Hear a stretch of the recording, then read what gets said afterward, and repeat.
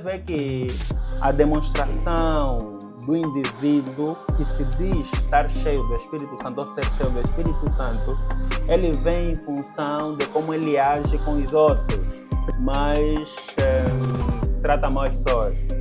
Eu teria muita dificuldade em compreender que és cheio do Espírito Santo se tivesses nessas condições. Existem casos de pastores que se suicidaram. Existem histórias de pastores que se suicidaram. E pastores que você ouve pessoas a falarem. De um padre também no Brasil. E você ouve pessoas a falarem desses pastores ou desses padres. Você ouve pessoas que convivem com ele. Vão falar que aquele homem é um homem. Então, nosso irmão Olímpio, seja bem-vindo ao nosso podcast Gimume. No fundo, é um espaço onde nós apresentamos alguns temas pertinentes. E pronto, acreditamos que o tema em si é bem polêmico, daí a razão de nós estamos nesse caso a falar no mês de setembro, pese embora não é o único mês para se abordar temas relacionados ao fórum mental, mas em função, né, da celebração a nível mundial, trouxemos esse tema, podemos então falar, juntos pensarmos se de facto alguém cheio do Espírito Santo pode ou não entrar em depressão. Então assim, já em gesto de abertura, gostamos de conhecer um pouquinho, assim, como quem é o nosso irmão Olímpio, como é que conheceu Cristo. Tem a bondade. Okay. É um prazer estar aqui, nesse quadro, nesse programa da Gimume. Espero que consigamos contribuir da melhor maneira sobre o assunto, que é de facto polêmico. E polêmico em todas as esferas. Há divisões entre pastores, entre grandes teólogos que discordam sobre se sim ou se não. E pronto, é um grande desafio. Sou Olímpio de Oliveira, sou casado com a Helena de Oliveira. Tem que falar. O game está violento. Acho que já sou casado há 2 anos. Isso vai dar problema. Mas 2 anos, estou casado há 2 anos já. Como é que conheci Cristo? Para mim, não existe uma história extraordinária por trás da minha conversão, como é que conheci Cristo, né? Ou então estava a andar e caí do cavalo e depois Jesus se manifestou, não existe algo do gênero. Mas eu lembro-me que toda a infância, adolescência, uma parte da adolescência, cresci num bairro violento e fazia parte de grupos e tudo mais. Aconteceu que um dia o meu pai, minha mãe já não estava a aguentar, me achava já insuportável, então meu pai decidiu me meter na unidade militar, vivi 1 ano em regime militar. Saí de lá, quando saí de lá, saí já com aquela disciplina militar. Diferente, já não gostava tanto de estar assim no bairro, a vida depois tornou-se casa, escola, casa. Exato. E sozinho decidi procurar a igreja onde nós funcionamos. E é nesse entendimento que chegamos ao nosso assunto de hoje. Então, pode, nesse caso, alguém cheio do Espírito Santo pegar depressão? Primeiro precisamos entender o que está cheio do Espírito Santo. Exatamente. Segundo a Bíblia, o que está cheio do Espírito Santo? Bem, não existe um texto assim claro, de forma clara, que nos dá, de forma já bem direta, que está cheio do Espírito Santo, é isso. Mas pelo que nós conseguimos entender de várias leituras na Bíblia, quando se diz está cheio do Espírito Santo, é deixar com que o Espírito Santo de Deus nos domine. Ok.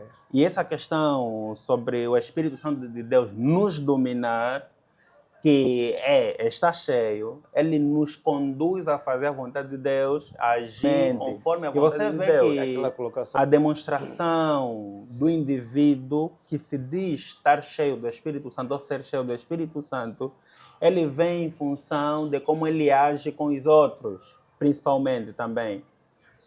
Como eu falo, como eu ando, como é que eu desempenho as minhas funções no serviço, por exemplo.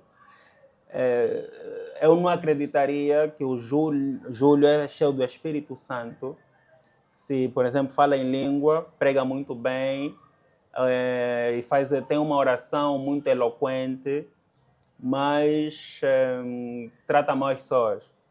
Eu teria muita dificuldade em compreender que é cheio do Espírito Santo se tivesse nessas condições. E, aliás, a evidência de alguém cheio do Espírito Santo é através do fruto do Espírito Exatamente, Santo. os frutos do Espírito. Não propriamente os dons. Exato. Né? E se você vê os frutos do Espírito, eles normalmente são sobre convivência. Ok, sim. A questão do amor, da ira, a benignidade, a paciência, o autocontrole. Está normalmente relacionado... Coisas assim muito comuns, muito ordinárias. Exatamente. Sobre os frutos do Espírito. É sobre comportamento, a maior parte deles. Veja Salmos 1. Bem-aventurado o varão, segundo o conselho dos ímpios. Quer dizer, tudo que Salmos 1 vai descrevendo não é sobre realização de milagres, operação de milagres. Esse varão que é bem-aventurado, ele faz o quê? Não ouve ímpio, ou seja, não anda segundo o conselho dos ímpios. Você é ímpio, não pode ser meu conselheiro, é o que a Bíblia está a dizer. Esse varão que é bem-aventurado não se detém no caminho dos pecadores, não se assenta na roda dos escarnecedores. Okay. Estás a ver? Então, esse varão que é bem-aventurado, que a Bíblia fala que ele é bem-aventurado, esse varão é cheio do Espírito Santo. E volto novamente a questionar. O que é que levaria alguém em plena comunhão com Deus, não é? Entrar em depressão. Ou, nesse caso, ter essa tristeza prolongada. Entendi. O facto da pessoa ser pessoa. Ser pessoa, as peças que te fazem ficar triste, as peças que te fazem ficar revoltado, o esgotamento psicológico, o esgotamento físico, o que te faz você ter essas situações, Deus não te tirou, ainda estão dentro de ti. Por acaso. Ok, veja um dos exemplos de Paulo, quando ele escreve para Timóteo, né, acho que é 2 Timóteo, capítulo 4, se não me engano, capítulo 3, acho que é mesmo capítulo 4. Paulo começa a dizer que ele viveu situações na província da Ásia, viveu situações que ele perdeu a esperança até certo ponto, que ele até pensava que não sairia daí vivo. Quer dizer, ele viveu situações tão difíceis, mas tão difíceis, que ele, em algum momento da vida dele, ele não tinha certeza se sairia vivo ou não. E Paulo faz um discurso onde você consegue perceber tristeza. Não, mas se calhar aquilo foi só por um dia, por uma circunstância. É assim, conseguir fazer um diagnóstico de depressão em personagens bíblicos seria completamente difícil. Porque nós não temos uma visão real, ok, do contexto, da situação. Nós não estamos lá, não estivemos lá, porque, calma só, existem vários fatores que você precisaria analisar para chegar à conclusão que aquilo era depressão. Mas veja, Paulo, quando fala sobre a província de Ásia, a Éfeso, que viveu situações lá muito difíceis, quando você estuda quanto tempo Paulo ficou lá, Paulo ficou cerca de 2 a 3 anos. Então, aqui nós não temos como definir se Paulo, essas situações difíceis que o fizeram em algumas circunstâncias da vida perder a esperança que sairia daí vivo, por causa do que ele viveu, nós não temos como definir, por exemplo, que essas situações difíceis foram só durante uma semana, nem temos como definir que foram quase todos os 2 anos ou os 3 anos que ele ficou lá. seria difícil para nós, como não temos uma visão real, Já é do definir que lado não. do Os contexto. 2 anos que Paulo ficou lá, ele passou por essas situações. Então aí poderíamos falar, uau, se Paulo esteve aí durante esses 2 anos, provavelmente, nesse discurso, poderíamos afirmar que talvez Paulo apresentou um quadro de depressão, de distemia, que é um quadro de depressão que ele é diagnosticado depois de 2 anos de episódios repetidos, de frequentes de tristeza, de desesperança, de desapego, de falta de prazer, falta de vontade. Ou seja, Ok? o entrar em depressão, todo cristão, segundo os fundamentos que trazes, é possível. É possível. Estamos todos propensos. Estamos todos. Por isso que acho que muitas vezes nós também temos ouvido que até pastores entram em depressão. Entram em depressão, até, muitos chegam até no nível mais Existem extremos. casos, desculpa, existem casos de pastores que se suicidaram. Existem já histórias de pastores que se suicidaram. E pastores que você Houve ouve um caso pessoas a recente falarem. de um padre também no Brasil. E você a ouve semana pessoas a passada. falarem desses pastores ou desse padre. Você ouve pessoas que conviveram com ele. Vão falar que aquele homem era um homem cheio do Espírito Santo. E, nesse caso, e aí também está outra questão, né? Fala-se pouco desses temas nas nossas comunidades. Exatamente, né? Então, A parte social, nesse caso, do cristão, também deveria ser uma preocupação nós, enquanto líderes. até também, não vou né? dizer, não vou colocar a parte social do cristão, né? Como se nós tivéssemos o cristão de casa, o cristão... Não, até não vou colocar, eu diria o seguinte, talvez... Não, para esse Não, fórum. não, para esse fórum, sim. entendi, mas eu diria talvez assim, nós precisamos, se calhar, entender que nós somos, né, pessoas que se converteram, aceitaram Cristo, receberam o Espírito Santo, somos cheios do Espírito Santo, e vê-se muitas vezes em função do exercício da nossa fé. Todavia, esse indivíduo cheio do Espírito Santo, que exerce ministérios, exerce dons, ele faz parte, sempre fez parte de uma sociedade. Certo. Ele trabalha, tem chefe, às vezes é o chefe, Às vezes não tem emprego, às vezes não tem emprego, passa fome, pressão social. ok? Os vizinhos falam mal dele, às vezes não tem condições de... Não vou falar de comprar calçado de marca, não tem condições de trocar o calçado que ele usa, Ou seja, já não tem condições. Em algum momento ele pode entrar, né? Exato. Mas permanecer, e aí seria talvez aqui o ponto que também iríamos falar. Ok, estamos propensos a entrar em depressão. E o permanecer em depressão? Em depressão, exato. Não, isso íamos enrolar, porque essa questão já são questões que vão já para o fim, né, daquilo que é a nossa conversa. Okay. Então nós precisamos ainda entender bem isso. É que, e veja, nós temos muitos casos, né, em nossas igrejas de pastores que já não estão bem psicologicamente. Temos muitos casos, e esse tabu, essa falta de conversação, essa falta de entendimento das doenças mentais, do fórum psicológico cognitivo, essa falta, às vezes, de abertura para essas questões, é que faz com que muitos pastores já não estão bem. Você vê pastores que ameaçam membros porque o membro falou algo que o pastor não gostou. Já está em depressão, pastor? Não estamos a dizer, aqui não estou falando necessariamente da depressão. Mas é do fórum... Você vai ver? Você vê irmãos da igreja que explode porque alguém lhe pisou. Irmão da igreja. Eu já acompanhei esse cenário várias vezes. Eu acompanhei uma guia leiga. Também é doente? Numa atividade, é uma pessoa doente que faz isso? Tem esse comportamento? Não, o que acontece? Opinião. Olhando para isso... Ou é demônio? Não, claro que não é demônio. Mas olhando para isso, você consegue perceber que essa pessoa não está bem psicologicamente.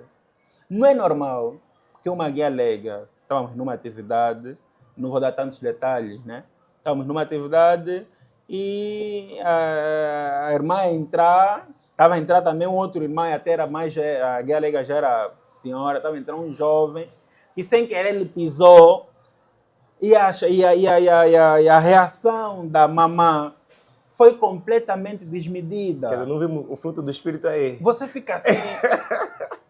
E o normal, a conclusão possível, pelo menos para mim, é que essa pessoa não está bem psicologicamente. Agora, quando você desacredita, não, isso aqui não é doença espiritual, às vezes, ou seja, isso aqui não é doença psicológica, É se calhar espiritual. é demônio. Quando você leva tudo para esse ponto, às vezes você não consegue resolver a situação de fato. Porque às vezes é uma situação de esgotamento profissional, o irmão às vezes só precisa desabafar, Ou está em burnout também, né? ok? Os pastores, olha, eu conheço pastores,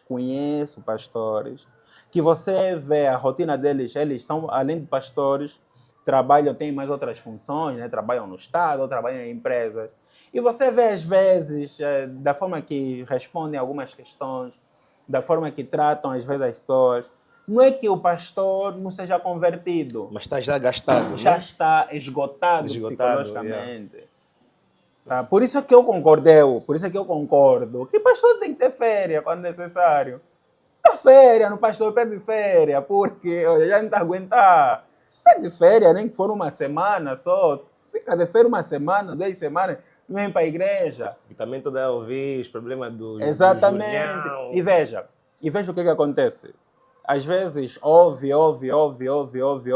Recebe, dos outros, recebe. e ele não fala com ninguém. Esse também é um problema que nós vemos, às vezes, em muitos líderes espirituais.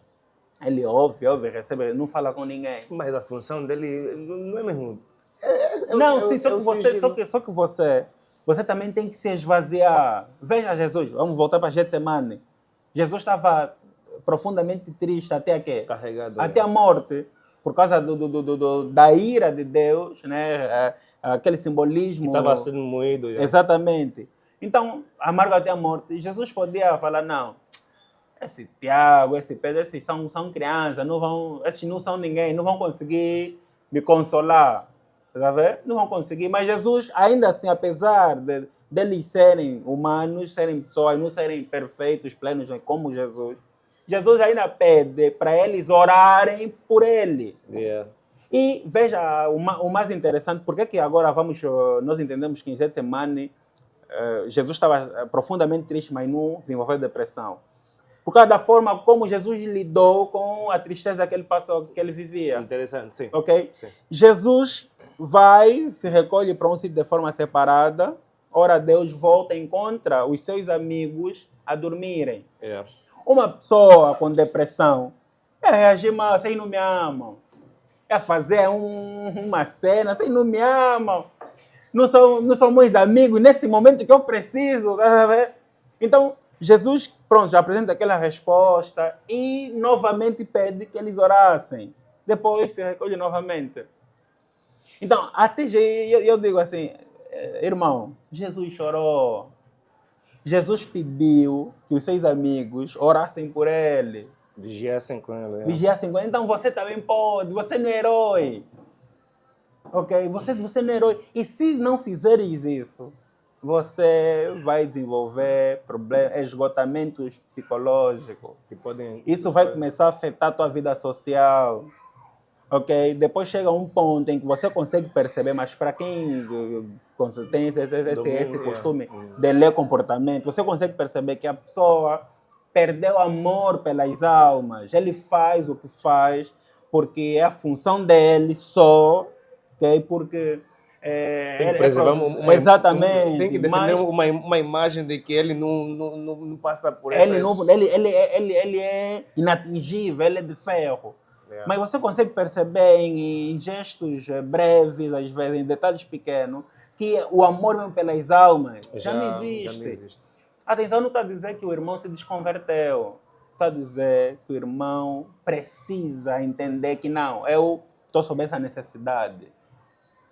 Tá bom, tá bom, então não vou procurar um psicólogo porque eu não acredito nos psicólogos, porque eu já tenho o Espírito Santo. E se tivesse o Espírito Santo, não ia chegar nesse esgotamento, segundo essa linha de pensamento, né? Então o Espírito Santo não te permitiria chegar até nesse esgotamento, não te permitiria. Yeah. Então, você faz esse discurso, quando você percebe essa tua situação, o normal seria, sabe o que? Se recolher. partilhar com um amigo, chorar com um amigo. Já que não quer chorar com um amigo, chora com a tua mulher, com a tua namorada. Você tem fraqueza, então tem que apresentar isso. Porque a tendência de querer parecer que eu não tenho essas fraquezas não permite com que Deus te cure. Aí também tem um pouquinho a questão cultural, né? O homem africano foi sempre ensinado a manter uma postura, uma certa postura diante dos problemas. Sim, exatamente, mas aqui a questão não seria muito por essa perspectiva de homem, mas seria sobre a posição de liderança. Porque você Não, também mas consegue ver isso até em pastoras. a cultura também... Não, cultura sim, africana concordo com isso. É a posição. Quer dizer, nós entendemos que líder não pode mostrar fraqueza. Eu não estou a dizer não que pode ser Jesus vulnerável. Exatamente. Eu já escrevi um texto sobre isso, irmão. Jesus chorou. Apesar de que há pessoas que dizem, não, Jesus, o choro de Jesus, quer dizer, tentam já espiritualizar. O choro de Jesus é porque Jesus estava a chorar porque estava a tirar Lázaro do paraíso para lhe trazer mais aqui. Tá? Apesar de que tem pessoas que espiritualizam dessa maneira o choro de Jesus. Mas não, eu não acredito nisso. Eu acredito, sabe, que Jesus chorou por quê? Porque o seu amigo morreu. E ele constatou aquilo. Jesus chorou porque o amigo dele morreu. Então Jesus era pessoa, por isso é que ele é um filho do homem, porque ele era pessoa, ele era humano. Jesus chorou. E você está que não choras por quê? E avançando um pouquinho mais, nesse caso com o nosso tema, nesse caso o permanecer é onde está, nesse caso, onde está o problema. Por quê? Primeiro, né?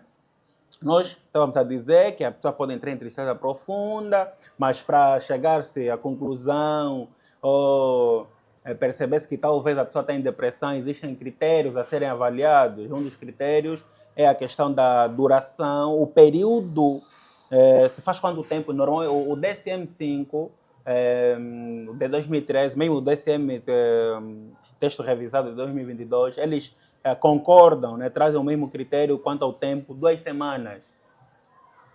Sintomas que se repetem ou se prolongam por 2 semanas já é um forte indício de que a pessoa provavelmente tem algum transtorno.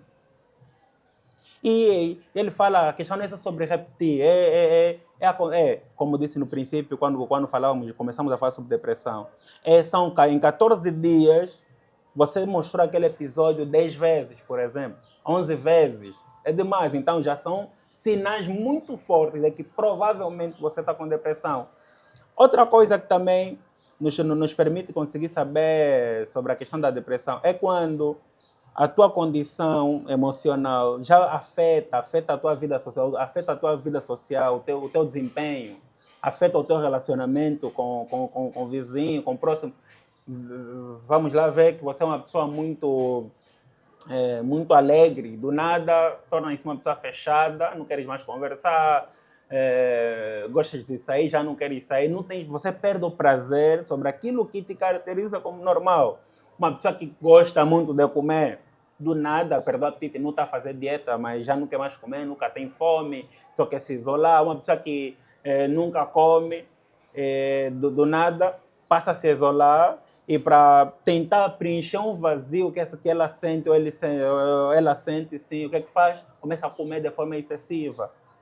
Então, você começa a ver que os comportamentos do indivíduo, eles já não são procedimentos normais. Primeiro, completamente desregularizado, está a afetar a sua vida social e está a prolongar-se por muito tempo. Júlio, alguém que perde o pai, eu lembro que quando eu perdi o meu pai, eu fiquei durante um tempo, que eu estava voltando num estado que eu sempre fui muito frio. Na minha adolescência, eu era muito frio. Alguns aí dizem que eu herdei isso do meu pai. O meu pai também era... eu não achava que ele era muito frio, né? Se calhar... Né? Mas pronto. Eu sempre fui muito frio. Mas chegou um tempo, quando eu comecei a perceber, eu era muito frio e senti alguma revolta por causa da ausência do meu pai, porque ele era militar. E eu, no bairro onde eu cresci, o que acontecia? Nas reuniões na escola, Tava assim, os pais, você vê, os pais dos outros estão aí no bairro, tá vendo? Yeah. Às vezes estamos a brincar, o pai dos teus amigos está aí de lado, teu pai não está. Yeah. Porque teve que viajar, está na unidade, foi cumprir uma missão. Então, eu depois de um tempo fui percebendo que, afinal de contas, o meu comportamento de rebeldia era exatamente a ausência do meu pai. Mas quando eu comecei a compreender que a ausência dele não é porque ele não gostava de ficar conosco, a ausência dele é porque ele nos amava de tal maneira que ele se ausentava para conseguir nos sustentar. Eu quando comecei a perceber isso, então eu comecei a mudar a minha forma de encarar a vida. Comecei a me tornar muito mais sensível, apesar de que tem muita gente que diz que até agora eu não sou sensível, né?